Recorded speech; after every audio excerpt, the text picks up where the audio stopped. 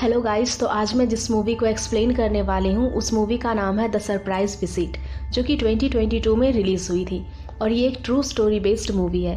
तो कहानी की शुरुआत में हम एक बहुत ही घबराई हुई लड़की को देखते हैं जो कि जंगल की ओर भाग रही होती है एंड ये सीन यहीं पर कट हो जाता है। नेक्स्ट सीन में हम एक कपल को देखते हैं जिसमें कि लड़की का नाम एनाबेल एंड उसके बॉयफ्रेंड का नाम कैजी होता है और वो दोनों एक बहुत ही बड़े ड्रग एडिक्ट होते हैं। अब यहाँ पर एनाबेल कैजी को समझा रही होती है कि अब वो लोग ड्रग यूज करना बंद कर देंगे क्योंकि ये उनके आने वाले बच्चे के लिए डेंजरस हो सकता है। दरअसल एनाबेल प्रेग्नेंट होती है। अब कैजी एनाबेल को बोलता है कि तुम चिंता मत करो, मैं हमारे बच्चे को दुनिया की वो सारी खुशियां दूंगा जो कि वो चाहता है। जिस पर एनाबेल कहती है कि हमारे पास अपने फ़ोन रिचार्ज करवाने तक के पैसे नहीं है, हमारे पास खाने तक को पैसे नहीं है, तो हम अपने बच्चे की परवरिश कहाँ से करेंगे। कैजी कहता है कि मैं जॉब करूंगा। दरअसल अभी कोविड की वजह से कोई भी हायरिंग नहीं कर रहा और तभी उसके दिमाग में एक आइडिया आता है और वो कहता है कि मैं अपने डैड से हेल्प मांगने की कोशिश करता हूँ। अब कैजी अपने डैड के पास जाता है। कैजी के डैड मिसेस डिक्सन नाम की एक औरत के घर में गार्डनर का काम किया करते थे। कैजी अपने डैड से कहता है कि मैं आपको देखना चाहता था। कैजी के डैड उसे कहते हैं कि मेरे पास तुम्हें देने को पैसे नहीं है। कैजी कहता है कि ठीक है, अगर पैसे नहीं तो मुझे यहाँ पर जॉब दिलवा दो। जिस पर कैजी के फादर बोलते हैं कि मिसेस डिक्सन तुम्हारी इस हालत को देखकर तुम्हें कभी भी हायर नहीं करेगी। कैजी कहता है कि मैं खुद को चेंज कर लूंगा। जिस पर उसके फादर बोलते हैं कि ठीक है, फिर मैं सोचूंगा, लेकिन अभी भी मैं तुम्हें हाँ नहीं बोल सकता। अब कैजी गुस्से में अपने फादर से झगड़ा कर वहाँ से जाने लगता है। जिस पर कैजी के फादर बोलते हैं कि थैंक गॉड तुम्हारी मॉम तुम्हारे इस हालत को देखने के लिए अभी जिंदा नहीं है। जिस पर कैजी भड़क जाता है। कैजी अपने डैड को बोलता है कि जब मॉम अपने लास्ट स्टेज पर थी तब मैं उनके साथ था, मैंने उनकी देखभाल की, आप कहाँ थे, कर क्या रहे थे आप। इसके बाद वो वहाँ से चला जाता है। मिसेस डिक्सन कैजी को देख लेती है। अब कैजी के फादर मिसेस डिक्सन के पास उसके लिए जॉब मांगता है। जिस पर मिसेस डिक्सन कहती है कि ठीक है, मैं उसे हायर कर लूंगी और वो गाड़ी में बैठकर 2-3 दिनों के लिए कहीं जा रही होती है। इधर कैजी वापस आता है। वो एनाबेल को बोलता है कि मेरे पास एक आइडिया है। एनाबेल उससे पूछती है कि क्या तुम्हें जॉब मिल गई। जिस पर कैजी बोलता है कि नहीं, जॉब तो नहीं मिली, लेकिन मेरे पास एक आइडिया है। एनाबेल के पूछने पर वो बताता है मेरे फादर जिस लेडी के घर में काम करते हैं वो एक बहुत ही रिच लेडी है, उनके पास बहुत सारी ज्वेलरीज हैं, तो हम लोग उनसे 1-2 ज्वेलरी चुरा लेंगे। एनाबेल उसे ऐसा करने से रोकती है।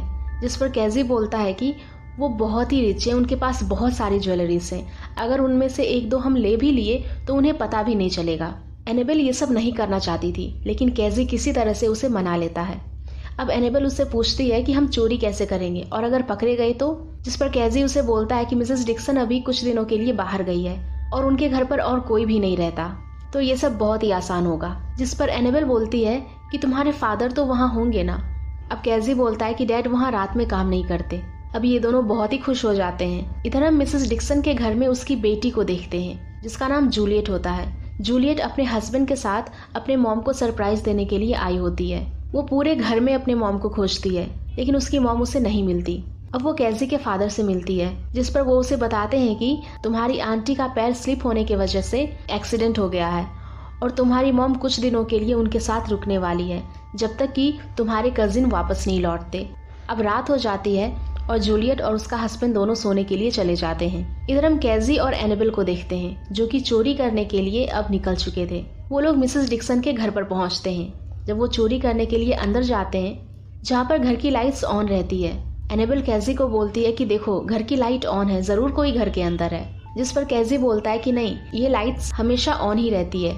अब वो दोनों घर के अंदर एंट्री करते हैं। घर के अंदर बहुत ही एक्सपेंसिव चीजों को देखकर वो लोग शॉक रह जाते हैं। अब वो दोनों तिजोरी को ढूंढने लगते हैं। तभी गलती से कैजी का हाथ किसी चीज में टकरा जाता है और उस आवाज की वजह से जूलियट की नींद खुल जाती है।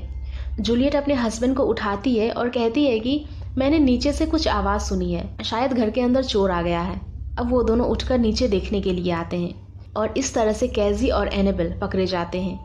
अब जूलियट का हस्बैंड जूलियट को पुलिस को कॉल करने के लिए कहता है और इधर वो कैजी को पकड़ लेता है। कैजी खुद को छुड़ाने के लिए उसके हाथ में एक टॉर्च से जूलियट के हस्बैंड पर अटैक करता है जिस वजह से उसका हस्बैंड नीचे गिर जाता है। जूलियट जब चेक करती है तो वो देखती है कि उसके हस्बैंड की सांसें नहीं चल रही होती है, मतलब कि वो अब मर चुका था। वो कैजी को एम्बुलेंस बुलाने के लिए कहती है लेकिन कैजी उसे एम्बुलेंस को कॉल करने नहीं देता क्योंकि ऐसा करने पर वो दोनों जेल जा सकते थे। अब कैजी और एनेबल दोनों बहुत ही डर जाते हैं। वो जूलियट से माफी मांगते हैं। वो कहते हैं कि मैंने जानबूझकर इसे नहीं मारा, ये सब एक्सीडेंटली हुआ है। अब एनेबल कैजी को बोलती है कि कैजी जल्दी यहाँ से चलो। कैजी का नाम सुनकर जूलियट समझ जाती है कि ये उसके गार्डनर का बेटा है। अब कैजी एनेबल को ऐसे ही नहीं छोड़ सकता था, क्योंकि जूलियट उनके खिलाफ पुलिस में कंप्लेन कर सकती थी। अब कैजी एनेबल को बोलता है कि अब हम इसे ऐसे नहीं छोड़ सकते। जूलियट बहुत ही डर जाती है और वहाँ से भागने की कोशिश करती है। अब वो उसी टॉर्च से जूलियट पर भी अटैक करता है और जूलियट वहीं गिरकर बेहोश हो जाती है। नेक्स्ट सीन में हम जूलियट को कैजी के घर में देखते हैं। कैजी एनेबल को बोलता है कि मैं ज्वेलरी लेने जा रहा हूँ, तुम इसका ध्यान रखना, ये भाग ना पाए। कैजी के जाने के बाद जूलियट एनेबल को बहुत ही समझाने की कोशिश करती है। वो कहती है कि प्लीज मुझे जाने दो, मैं किसी को भी कुछ भी नहीं बताऊंगी। एनेबल को जूलियट के लिए बुरा लगता है, लेकिन वो उसके सामने रूड बनने की कोशिश करती है और उसे चुप करवाकर वहीं बैठ जाती है। इधर कैजी ज्वेलरी के साथ वापस आता है। अब ये दोनों ज्वेलरी को देखकर बहुत ही खुश होते हैं। अब कैजी जूलियट को मारने वाला था, लेकिन एनेबल ऐसा नहीं चाहती थी। कैजी एक रॉड लेकर जूलियट की तरफ आगे बढ़ रहा था। जूलियट बहुत ही रोती है, चिल्लाती है, उससे बहुत ही रिक्वेस्ट करती है कि प्लीज मुझे जाने दो, मैं किसी को भी कुछ भी नहीं बताऊंगी। लेकिन कैजी उसकी एक नहीं सुनता। इधर एनेबल भी कैजी को रोकने की कोशिश करती है। वो कहती है कि वो बोल रही है ना, वो किसी को भी कुछ भी नहीं बताएगी। जिस पर कैजी बोलता है कि उसने बोल दिया और तुम मान गई, और अब वो जूलियट को मारने वाला था। लेकिन एनेबल बहुत चिल्लाती है और कैजी उसे नहीं मार पाता। अब कैजी को यहाँ बहुत ही सफोकेशन फील होने लगता है, जिस वजह से वो बाहर ठंडी हवा में जाता है और एनेबल को बोलता है कि तुम जूलियट पर नजर रखना। कैजी के बाहर जाने पर जूलियट एनेबल को बहुत समझाती है।